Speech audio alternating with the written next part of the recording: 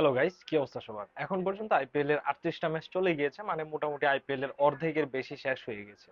তো এখন আজকে আমি চেষ্টা করলাম যে এবারের আইপিএল এখন পর্যন্ত যে যে প্লেয়ার গুলো ভালো করেছে তাদেরকে নিয়ে একটা স্কোয়াড বানাতে, মানে মোট কথা এখন পর্যন্ত আইপিএল এর বেস্ট 11 বানানোর চেষ্টা করেছি। তাহলে চলুন দেখে নেওয়া যাক এবারের আইপিএল এর বেস্ট কোন কোন প্লেয়াররা ছিল এবং কাদেরকে নিয়ে আমি 11 সাজিয়েছি। আশা করছি ভিডিওটি শেষ পর্যন্ত দেখবেন। আচ্ছা, প্রথমে যদি ওপেনিং পজিশনে আসি, ওপেনিং পজিশনে দেখবেন যে কম্পিটিটর অনেক, কিন্তু সব কম্পিটিটরকে ছাপিয়ে দুইজন প্লেয়ারকে আমি পিক করেছি। তার একজন হচ্ছে ট্রেভিস হেড। কেন করেছি সেটা নিয়ে হয়তো কেউ কোনো কোশ্চেনই করবেন না, কারণ হচ্ছে আপনারা সবাই জানেন ট্রেভিস হেড ইতিমধ্যেই কি করেছে। হায়দ্রাবাদের যে প্রত্যেকটা ম্যাচের মাঝে এত বিস্ফোরক রান হচ্ছে, সেইখানে কিন্তু সবচেয়ে বড় অবদান এই ট্রেভিস হেডের। এখন পর্যন্ত ট্রেভিস হেড মাত্র 6টি ম্যাচ খেলেছে এবং 6টি ম্যাচে রান করেছে 324। টপ 10 রান স্কোরার তালিকায় কিন্তু 2 নম্বরে রয়েছে এই ট্রেভিস হেড।